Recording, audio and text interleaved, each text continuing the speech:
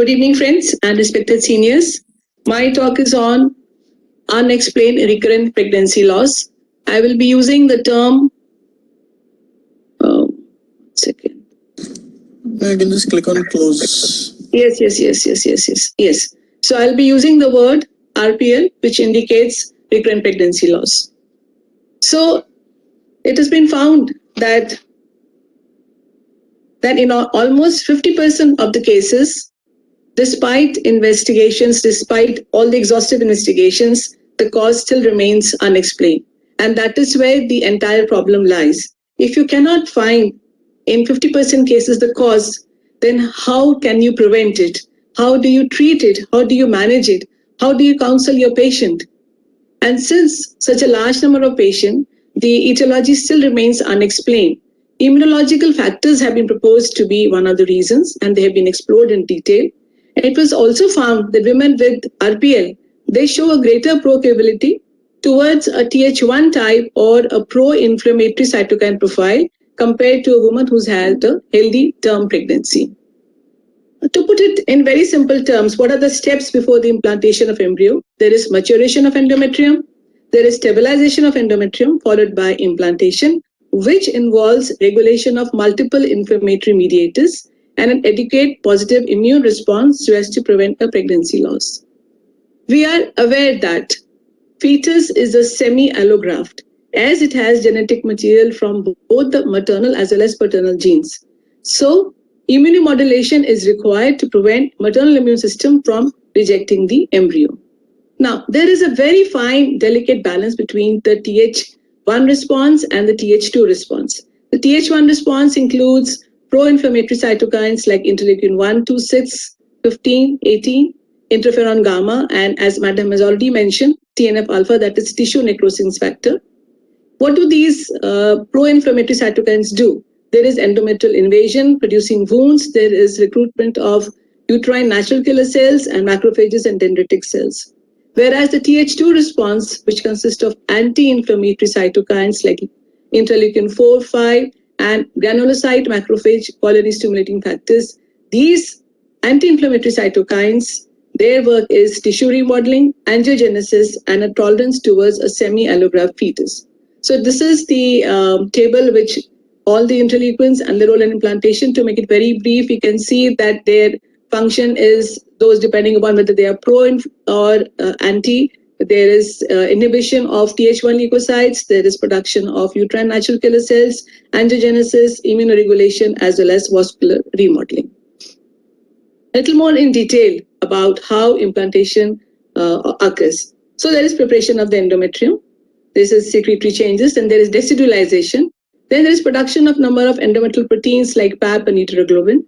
There is regulation of cellular immunity, stimulation of prostaglandin E2. There is stimulation of lymphocyte cells. There is suppression of the cellular toxicity, and then there is suppression of T cells and the killer cells. There is shift from Th1 to the Th2 cells. There is synthesis of progesterone-induced blocking factor, and then there are the metalloproteinases. So what are these metalloproteinases?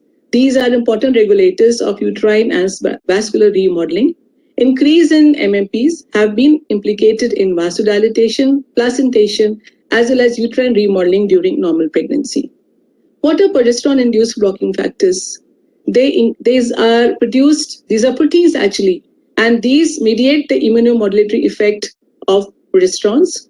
It has been found that it increases synthesis of Th2 cytokines, which are pro-pregnancy, but decrease the synthesis of the natural killer cells and the Th1 cytokines, which again help in establishment of a pregnancy or helping it to carry on till term. So we have progesterones, and then it combines with lymphocyte. There is production of progesterone-induced blocking factor. Progesterone we know is essential for maintenance of pregnancy. It is produced by the corpus luteum till 7 to 9 weeks, and then placenta takes over.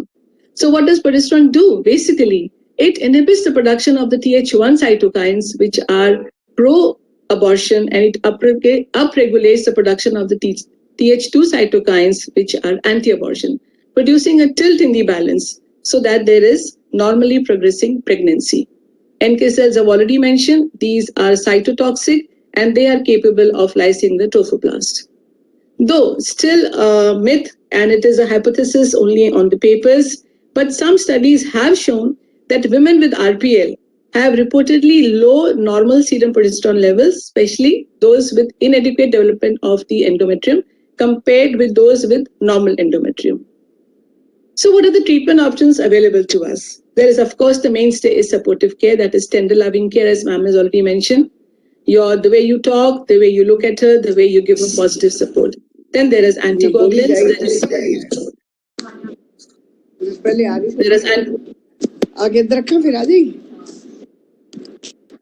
Please mute yourself. Then are there anticoagulants, and then of course there are the progestogens. So coming to progestogens, we have to choose the right progestogen for the management of miscarriage. What does the evidence say? What is the criteria as far the doctors are concerned when she selects the progestogen? It should be evidence-based, yes. It should be efficacious. There should be no fear regarding teratogenicity, and of course the results should be exemplary. What is the criteria for the patients? The convenience and ease of taking it, consuming it. It should be available readily, and of course then comes the cost factor. Now progesterone we know very well. Available as injectables, available through the vaginal pessary, and then there is the oral progesterone. As far as the injectable progesterone are concerned and the vaginal progesterone are concerned, yes, there is evidence that they do produce secretory transformation in the endometrium, but for the injectable, it is associated with the pain at the injection site, the fear of injection, inflammatory reaction, skin irritation, and of course, the most fearful thing is the abscess formation. As far as the vaginal route is concerned, in the Indian subcontinent, the patients are still very, very apprehensive regarding its use. Then also it is associated with discharge, irritation, and discomfort. Oral route is of course the easiest of administration, and it is the most acceptable route.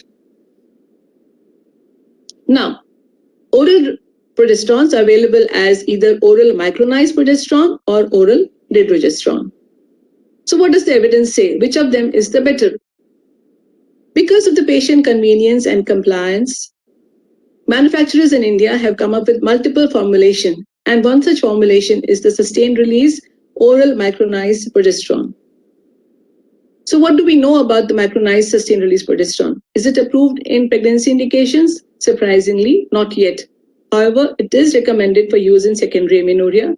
Are there any trials? Surprisingly, zero. Published PubMed index trials in miscarriage. And of course, it is available only in India.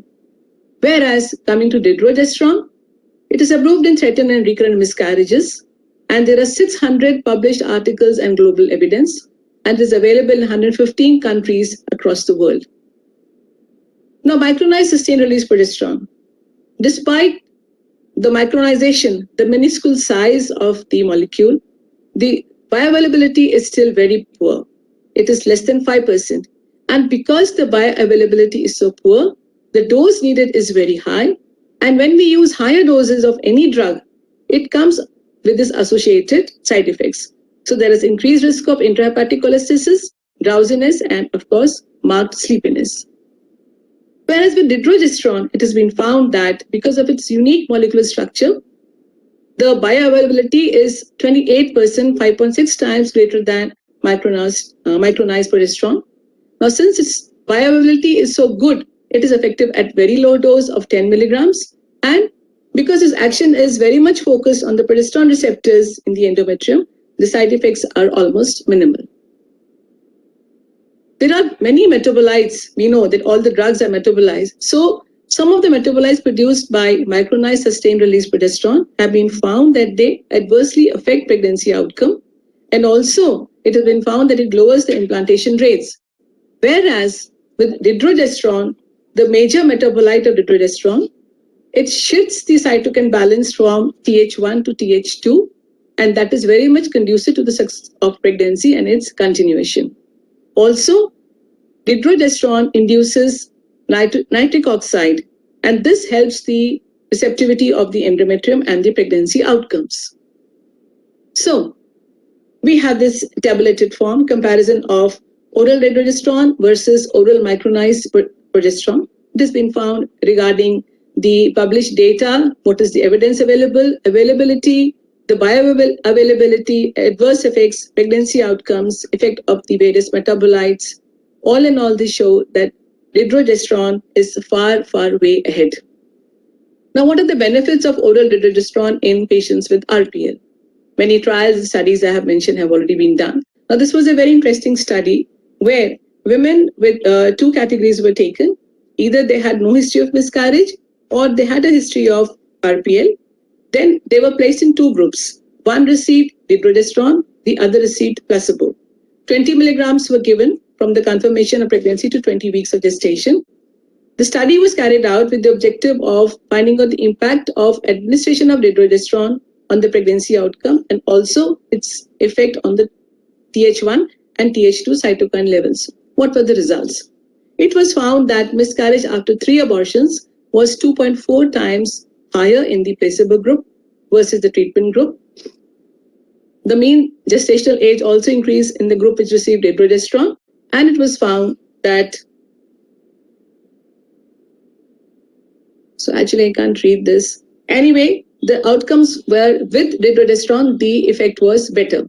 So what are the various august bodies have to say about oral dydrogesterone? What does FOXI, our own body, have to say? It recommends the use of dydrogesterone, 10 milligrams BD till 20 weeks of pregnancy. ESHRE guidelines, they say that vaginal progesterone during early pregnancy has got no beneficial effect in women with RPL. There is some evidence that oral dydrogesterone initiated when fetal heart action can be confirmed may be effective. And the European Progesterone Club guidelines for treatment of RPL, they say that women who present with the clinical diagnosis of RPL or miscarriages 3 or more, there is a reduction in the rate of miscarriage with the use of dydrogesterone. Now, the evidence as far as is it easy to make dydrogesterone? We know the market has been recently flooded with many preparations. There have been 9 unsuccessful attempts to make the generic molecule, and surprisingly, none of them contained dydrogesterone. It has been replaced with a similar molecule, 6-dehydroprogesterone. So what is the WHO comment on this kind of a preparation? This is called a falsified medicines.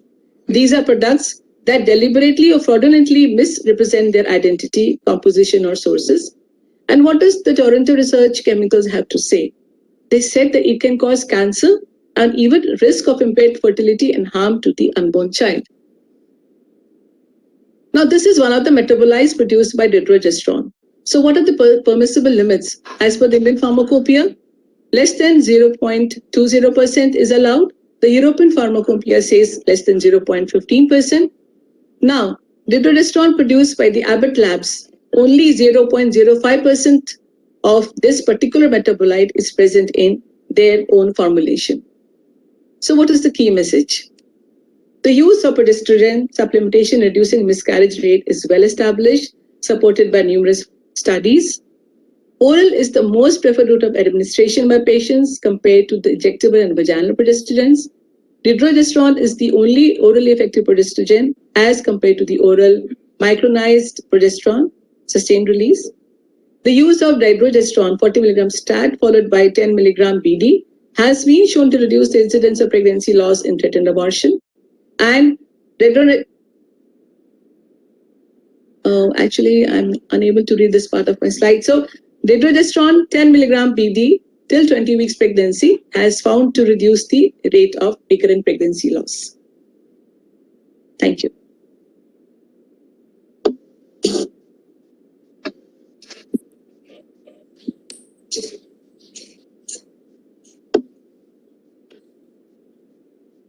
Yes, now it is open to comments.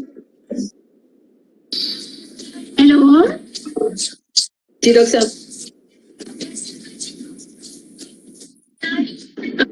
On the experts, please. Thanks, madam, for such a nice, crisp, and with all the do's and don'ts. I think your do's and don'ts are followed by a person much more accurately than anybody else. And you have highlighted them in, hello? Hello? We can listen to you. Am I audible? We can hear you, Dr. Sangeeta. So Yeah, so I think, madam, it has been done beautifully. And my one question is from you that what is the effect of COVID infection on pregnancy loss? I think you have raised a very pertinent question that pregnancy loss or maybe, total pregnancy, whether abortion rate is increased tremendously, stillbirth rate is increased tremendously. And I think, everywhere there's people, gynecologists are worried about increasing miscarriage rate as well as even term babies can be lost as a result of COVID. So we are definitely scared about this particular thing. My other colleagues will also comment on the same. Dr. Seema, Dr. Mamta, Dr. Yes, ma'am. Yes. So as far as Archana, would you like to comment something? Dr. Seema is commenting. yes.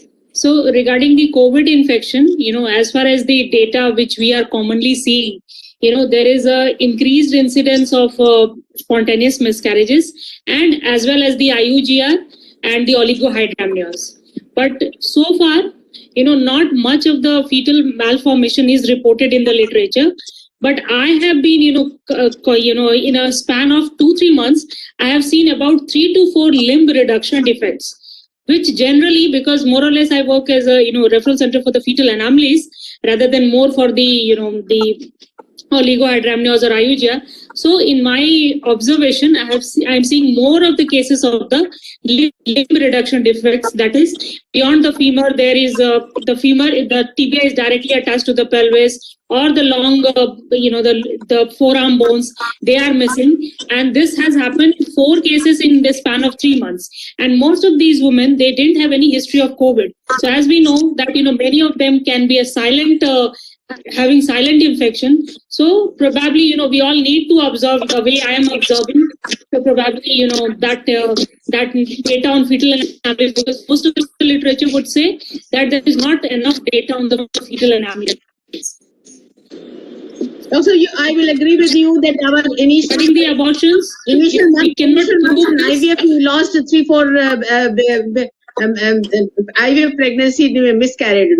So I feel there is increased evidence of abortions. We have not Yes. known about this malformations rate. Yeah. So because we work for the malformation, so we are looking more at the more of the cases of these limb reduction defects. Dr. Seema, you want to comment on the genetic factor? What is your view about investigations? Yes, so as far as the genetic factors are, till now we were concentrating mainly on the karyotyping of the couple. And as we know that the diagnostic sensitivity is about 4 to 5% if we investigate the couple with the recurrent miscarriages. But with so much advances in the genomic techniques, it is highly recommended that the product of conception should be investigated first, and preferably after, because this is the biggest question, when to investigate. So as per the literature, it should be the second miscarriage, POC, should be investigated for chromosomal microarray. But also the literature says that for the explanatory purposes, even the first POC also can be, investigated, so that this will give an answer to the couple, to the clinician, so that, they can talk in a more definite way. Because as you know, that they find everybody, all the couple, when they are coming to us, what was the reason behind this? What was the reason? So if they find the answer, they are relaxed, and probably they are in a better way to move ahead. So I would suggest that everybody should send after the second miscarriage for the product of conception, and ideally there should be maternal cell contamination, and the lab which should be selected, that the lab which gives you the maternal cell contamination reports as well. Because many a times I have realized, if I say that although the literature says 20% incidence of maternal cell contamination, in my observation, particularly the 7 to 8 weeks, there is about more than 50% maternal cell contamination. So till now, probably we are getting the spurious results.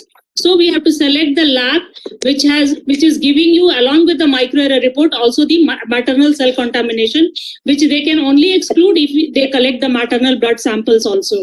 And then regarding the karyotyping, which I have understood that probably the couple should not be subjected for the microarray, because many a times I'm getting a request, couple microarray. No, couple cannot be done. The microarray testing cannot be done on couple, because microarray will not detect the balanced translocation carrier.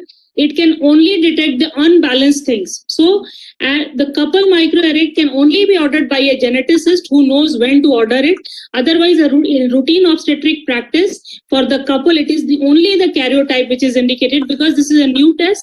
So I'm getting lots of requests for the couple microarray. So this is what I would like to add. Our other experts, please comment, Dr. Manju, Dr. Mittal, Dr. Archana, on any aspect of the recurrent miscarriage, where we have good half an hour for discussion. You are mute, ma'am. Dr. Mittal? Very good evening. Ma'am, giving, Dr. Deepti just said that we start by giving 40 milligrams of progesterone. I think it's very difficult for the patient to digest 40 milligrams of a bolus dose. I usually start with 10 milligram twice a day. I don't know what is how different it would be and how much would a bolus dose help.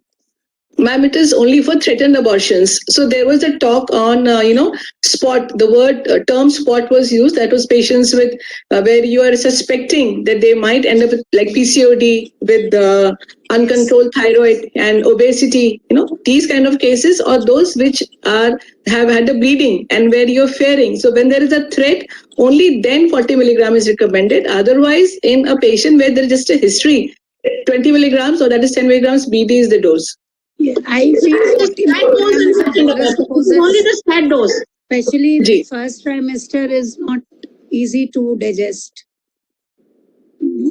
That is only for a day, ma'am. Excuse me, 40 milligram is just the... That I always offer my patients all the investigations, even after the first miscarriage. I give them a choice. I tell them that the incidence of first pregnancy loss is this. If you have another such incidence, then I will insist on investigating properly. But if you want, we can do it right now. And in my experience, most patients take up the offer, and because they do not want a similar experience ever again. Ma'am, I want... Yes, Dr. Archana. Dr. Archana, yes. Ma'am, I want to say that definitely this recurrent pregnancy loss or any abortion is a real psychological distress for the couple, and they are so much of under stress, and this and COVID pandemic time also, and majority challenges are there. So on the top of it, the guidelines are also limited. So and the one as you said, the one of the best remedy is definitely the tender love and care, because it was found in so many studies that even when there was no treatment was given, their live birth rate was almost 60% also. So, and the cost factor of many investigation, PGS, PGD, definitely it's there, but how many of us can recommend it, and how many of us can get it done, because of the one thing is the PCP NDT factor also, and even on the consultation OPD you are writing, then you have to be taken care what you are prescribing, and this parental karyotyping, one thing about it is definitely if you are suspecting this genetic problem, then genetic always and generally the embryonic losses are there, and they are somehow they are not 1, 2, 3, 4, 5. They are it is found that they are never there after. One can be there, but not 3 and 4 recurrence abortions can be given the name of the genetic problem. And then some other anatomic factors for hysteroscopy, of course, is a golden something, and taking in mind the tuberculosis also, because in COVID times the most of the things were fine. The patient was not going to the facility. They were mainly staying at home, and they were under stress also, and not taking proper care, and that was also one of the major factors which is creating a lot of issues, and along with the violence of which has been reported. And so we on for the management we have only generally progesterone and heparin, and so we have to manage how to do and all the tests, madam. No, it has been found whatever test we do, we have to counsel the patient and just tell them, and no test, and including NIPT is highly reliable or highly it is always tailor made, and what you are doing and what is your setup and how can we do. Thank you, Dr. Archana. There is a question in the chat box for the experts to answer. A patient is 7 years with 2 recurrent miscarriages. Microarray second abortus was done and it showed duplication of chromosome 15. What added management to be done? I think Dr. Seema Thakur can answer. Same thing, madam. That pre-genetic that counseling and the diagnosis and of course then later on what is the result is that, and then embryo selection, and as madam said, in my opinion. We have Dr. Seema here. Dr. Seema, question to you. Yeah. So whenever there is a microarray report, there are 2 things which are very, very important for an obstetrician to see. How much is the size? Like if it is in the MD, then this is significant.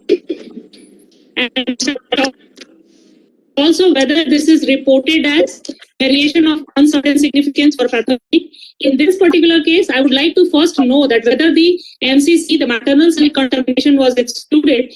Many a times the chromosome 15 duplication is prevalent in the general population. So this may be coming from the parents. So saying that whether this is pathogenic or whether this is a benign finding, we need to investigate in the couple in case the maternal cell contamination has been excluded. So first of the 3 things which are important for you to see, whether MCC has been done and what is the size, and whether they have reported as HOS or whether this has reported as pathogenic, because most of the lab they would report all these. So for an obstetrician, these are the 3 pointers towards which things to look at the right. So in this particular case, if the MCC has been done. But I think Dr. Seema has answered very beautifully that lab should definitely give maternal cell contamination, and this particular thing, duplication, is seen more on the parental side. So they must see how much is the maternal cell contamination before we can getting serious on this particular issue. If it is benign or pathogenic can only be deciphered then. Dr. Sangeeta, Dr. Uma Rai, Dr. Mittal.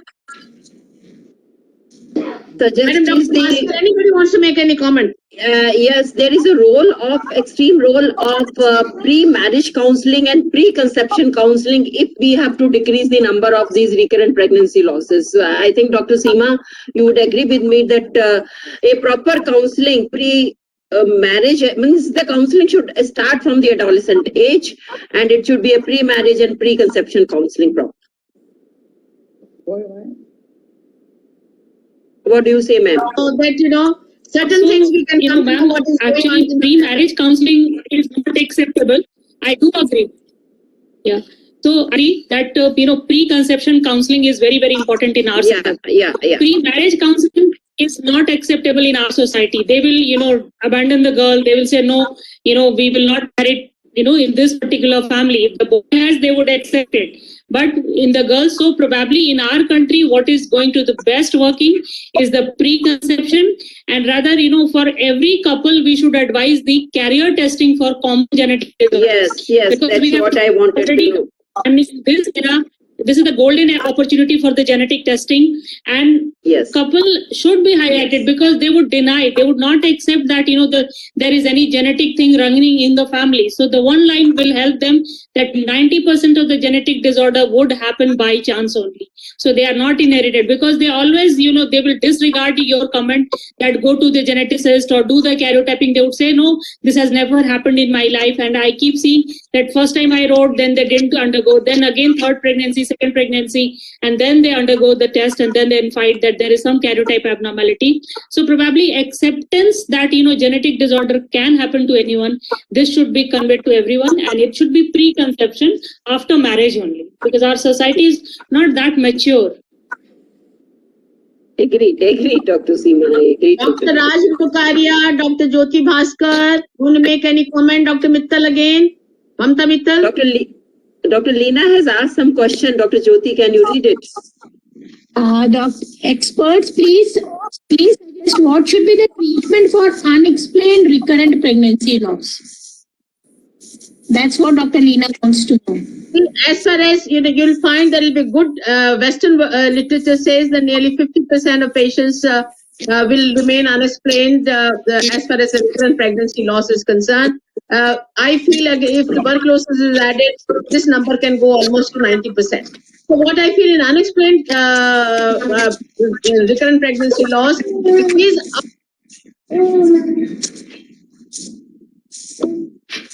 we must flood them with progestogens. We should give them tender love and care. There is no place of low molecular weight heparin and aspirin in such patients.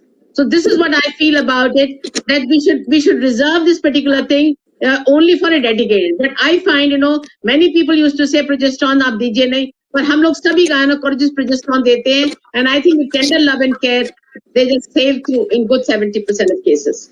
Yes. So I totally agree with you, ma'am. In unexplained recurrent abortions, the multivitamins, that is a folic acid, and the progesterone would help. There is no role of low molecular weight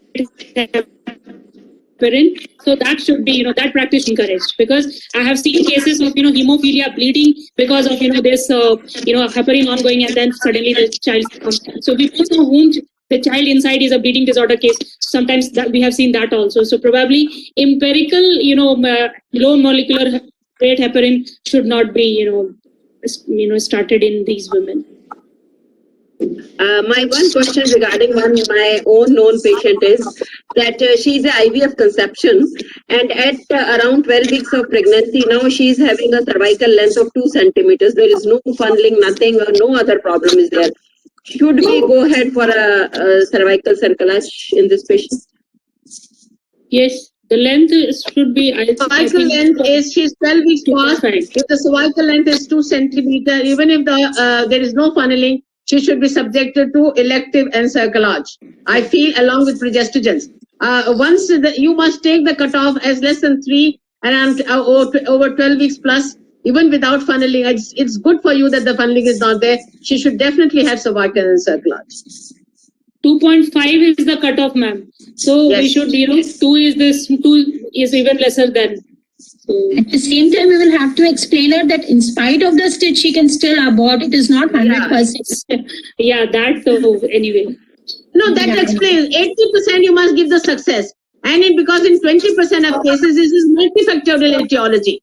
So even if the cervical incompetence will be taken care of, well, the other problems may be surfacing. So I think, success with all cerclages is 80% and not 100%. I will take up Deepika's, Deepti's presentation aspect of it on the choice of the progestogens. The choice of progestogens are that oral micronized progesterone have no market. It's only the Indian gynecologists proposed it. There is only one study from GTP and no other studies. Western world does not use oral micronized progestogen. As far as micronized progestogens used vaginally, they can be as good as duphaston, dydrogesterone.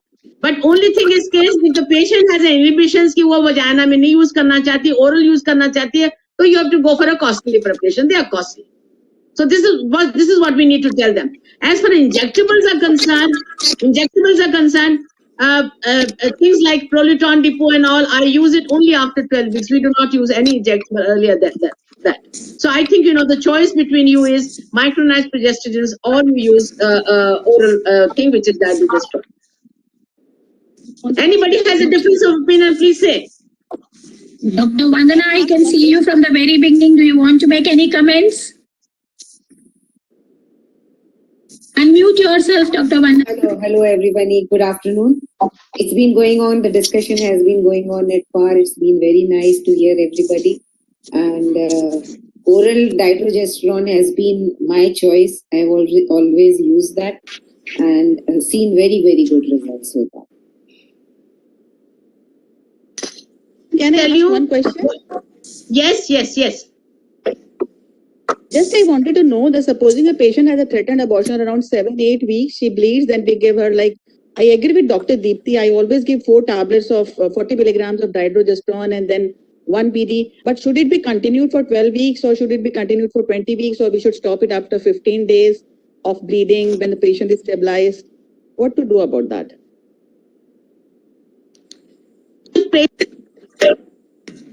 Dr. If you Deepthi? use it for second abortion, you should do it at least till 12 weeks, and thereafter you switch over to any other hormones because they are very costly. I would like to continue, yes, till 12 to 14 weeks of pregnancy. I would like to continue. And then take a decision depending upon the patient's complaints and my own clinical assessment, whether I want to continue or stop by 14 weeks.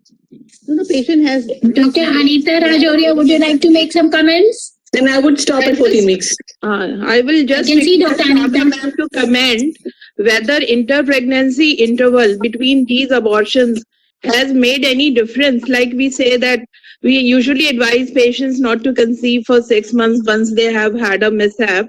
Ma'am, what are your comments regarding inter-pregnancy interval, and does it, make any change in the prognosis of next pregnancy regarding recurrent pregnancy loss?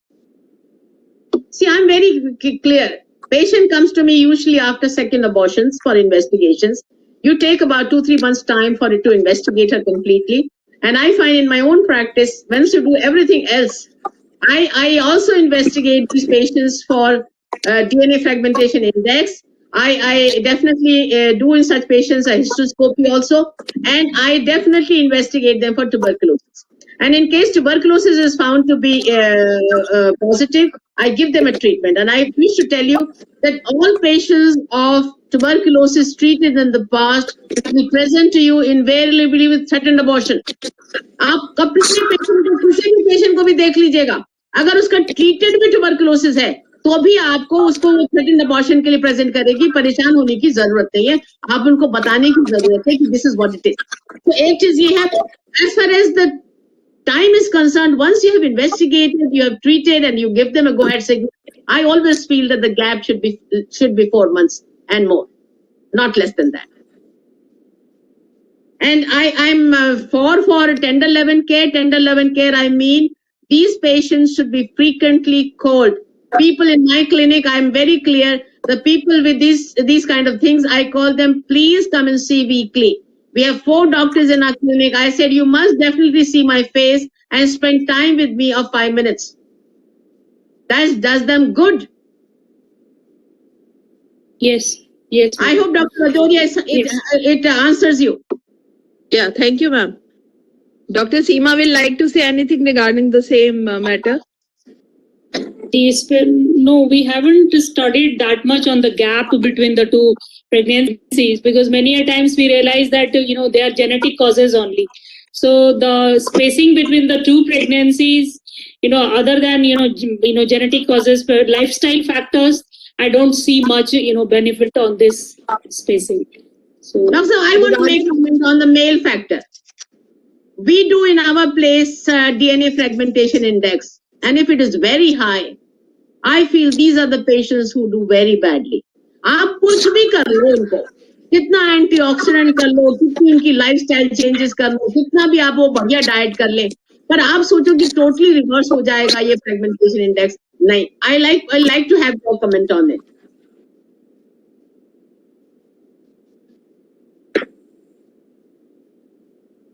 Dr. Seema Sehgal, make a comment on the male factor in recurrent pregnancy loss. I'm not pushing it, but this is a very simple investigation. It should be done.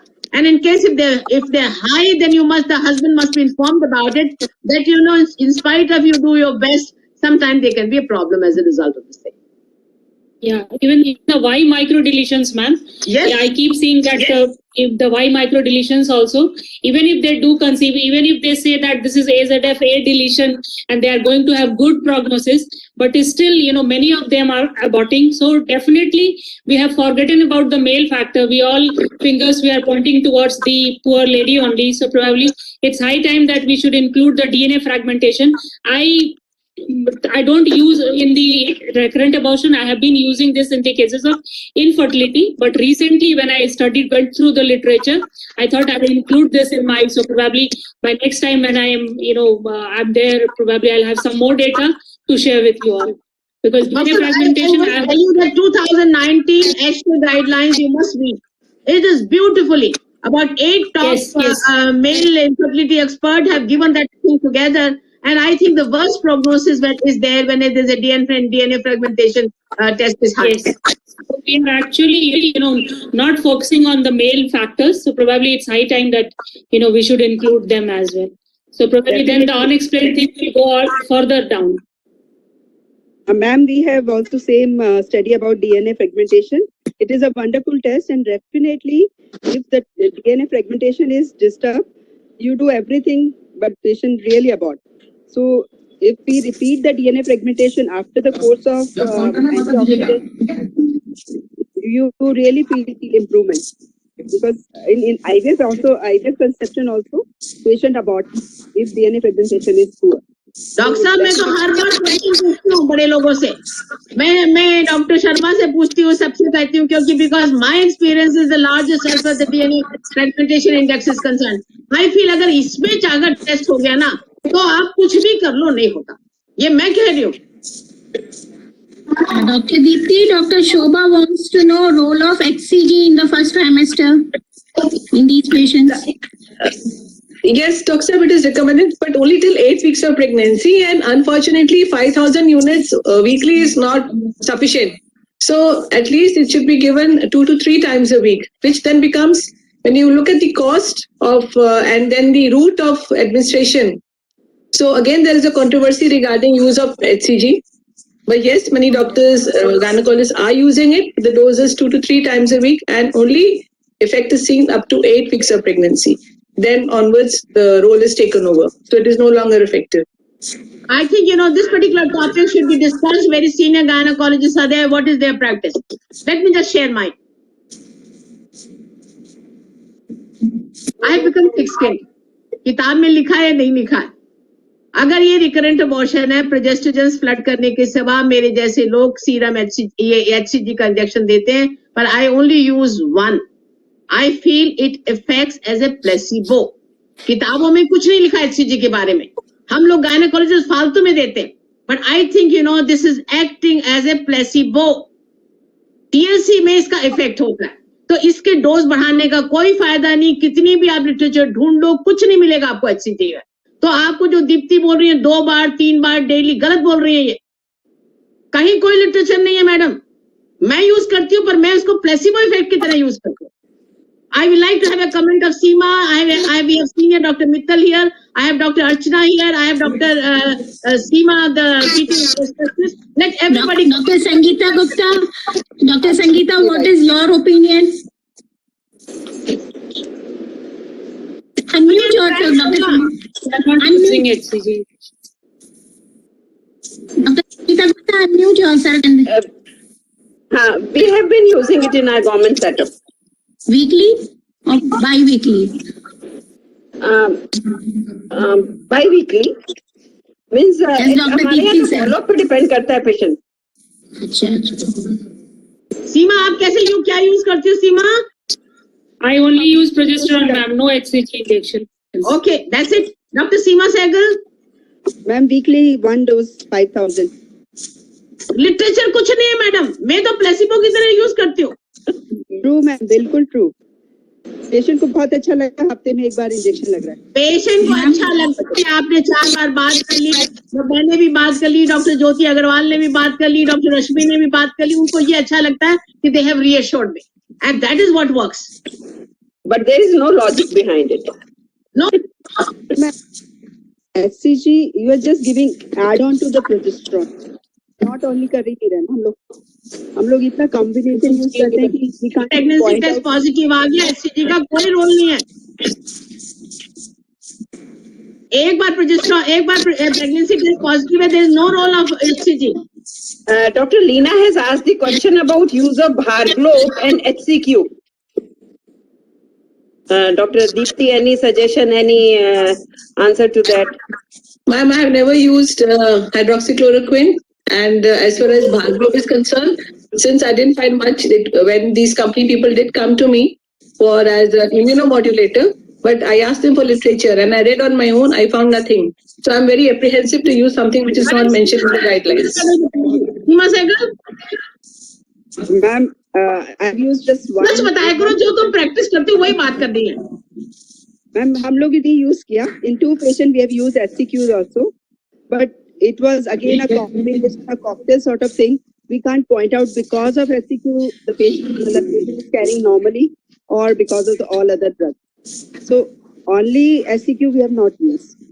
Dr. Leena, what is your experience if you are listening to me? Doctor, let me just share it with you. Whether you using a lit therapy, people like me, you used to अभी खाली corona time नहीं use करी lit therapy. Otherwise, I used to it, but I keep quiet and never say in public that I use lit therapy. Am I clear? As far as Bhargav is concerned, I have seen many IVF centers are using it regularly in the IVF patients. But I think there is a merit in it कि अगर वो लोग use कर रहे हैं तो हम लोगों को भी अगर आपको लगता है इसका फायदा को तो करेंगे. मुझे मालूम है कि इंदिरा IVF सेंटर में ये रूटीनली यूज किया जाता है. डॉक्टर सीमा सहगल भी यूज करती है, बोल नहीं रही है इस टाइम. और तीसरी चीज यूज करते हैं हम लोग, यूज करते हैं ma'am Bhargav, but not in all patients. In patients with history of abortions. And HCQ is concerned, I'm telling you, it has got a great future. I'm sure अगले साल जब मैं present करूंगी, I will bring the literature for you. As far as the intralipids are concerned, again, जब कुछ काम नहीं करता तो people like Dr. Shivani Sachdeva and all are using it and they tell me, Dr. Jain आप भी use करना शुरू कर दो. मेरे जैसे लोग अभी use नहीं करते. सस्ती सी चीज है, हमने कभी use नहीं किया. आप बताइए. बहुत अच्छा है, really good. When everything fails, see, the question is what is the role of the experts and the senior people. The senior people open their mouth and grab it. ये बोली वाली बात बताएंगे जो किताब में नहीं लिखी है, but they use it. So Dr. Seema Sehgal, आप अपनी प्रैक्टिस में समराइज करिए आप क्या क्या यूज करते हो. मैम जो स्पेशल रूटीन वाले प्रोजेस्टेरॉन एंड बाकी चीजें तो है ही, आपने बता दिया. टेंडर लवन केयर है ना, जो स्पेशल है. पेशेंट अभी आज ही पेशेंट एक डिलीवर हुई मैम, 8 अबॉर्शन थे, 1 normal delivery, after that 8 abortions and सब कुछ दिया हुआ था. She has been referred from, मतलब शी हैज शोन सब बिग सेंटर पे, गंगाराम में दिखा रही है. और उसको हर बार विटामिन मिलता था, हर बार न्यूट्रिशन भी मिला. Everything was done. What special we did, we have given her ATT. Secondly, we did hysteroscopy and septum dissection. And lastly, we have given intralipid also. Because उसका हर pregnancy, जो first pregnancy थी, उसमें IUGR की history थी. This time she has delivered 3 kg का normal baby. तो intralipid कितना frequently देते हो madam? Only 4 doses ma'am. कब? 100 ml in 250 ml of normal saline and once a month. 4 doses. First 4 months. For 4 months after the confirmation of the sac. After the confirmation of the sac. Dr. Mittal, you want to say? Dr. Archana, you want to share your tips? I think it had been absolutely wonderful. Dr. Sangeeta, Dr. Umara is quiet today. She has not made any comment because she has a vast experience and I'm sure she could have shared it. Dr. Umara? I think she's not there. Okay, so I think if there is no questions, no more questions, any suggestion from Dr. Deepti, you want to make anything? Dr. Bhaskar, you want to make anything? Dr. Raj Kusaria? They're not there, I suppose. No, they're not there. See them. They are not there. Jyoti Agarwal, what are your final comments? Tender loving care and just tell them that whatever you may give or you may not give, there is a good 70 to 80% chance that you have an normal delivery. That's it. You must tell them that there is a good 80%, 70 to 80%. We must be very positive and we have to flood them. We have to flood them with positive thoughts, positive thinking. That's it. They'll deliver normally. Yes, the book has to be. That is okay with you. Then I think we close the CME today. It has been a really wonderful to I have have you. some announcement. I have some announcement. Yes, Announcement for the 12th of this month. There is a CME by the Abbott where I will speak on the enteric fever vaccination because they want this vaccination should be taken up. And whenever senior people speak, they feel that, it will probably motivate people. On that day, we will have DGF East oration because on the 15th, we are going to have a live program of transfer from one president to the another president. We want to make it very short. Previously, we had planned it for 3 hours. Now we want to plan it only for particular 1 hour. So this oration, we are bringing it on the 12th. So all of you people listening from every particular corner, it is going to be a wonderful oration by Dr. Sangeeta, my friend. And she has been associated with maternal mortality for the last 14, 15 years. She is going to share her vast experience on it. So on the 12th, there will be oration. After the initial 15, 20 minutes talk of mine on enteric fever, everything will be dedicated for this. As far as the 15th is concerned, invitation has been rolled out to all presidents and secretaries of all forums by Dr. Jyoti Agarwal. My request is, if you feel that you are not scared, you come. If you are feeling scared, we are not forcing you to come. So all of you can make your mind on yourself. We are definitely going ahead with the live program because in the life of two people, the one president which is going out, it is important. The one president which is taken, it is important in their life. And they will definitely have to have a live videos for themselves, as a memories for this. And I think we will definitely go ahead and do it. But I'm not forcing anybody for that kind of things that ki aapko attend karna zaruri hai. But the team which is outgoing, you will get lovely mementos and lovely certificates. So Dr. Jyoti's outgoing team with her should definitely come because it will be lifetime experience for you also. Thank you so much. Dr. Jyoti, आपको कुछ last minute बताना है? नहीं, I just have to thank all the speakers and the experts and the audience for sparing their valuable time and making it so informative, and I'm sure patients will benefit from today's CME. हाँ जी? ये doctor साहब incomplete है थोड़ा सा. ठीक है. Doctor Deepti आपका वो रैशनल ट्रीटमेंट इनकम्प्लीट है ऑफ आरपीएल लिखना. Treatment rational of RPL. इसको करेक्शन करना पड़ेगा बेटा. Thank you very much. Thank you very much, everybody. Thank you, ma'am. Thank you, Dr. Jyoti. Thank you, ma'am.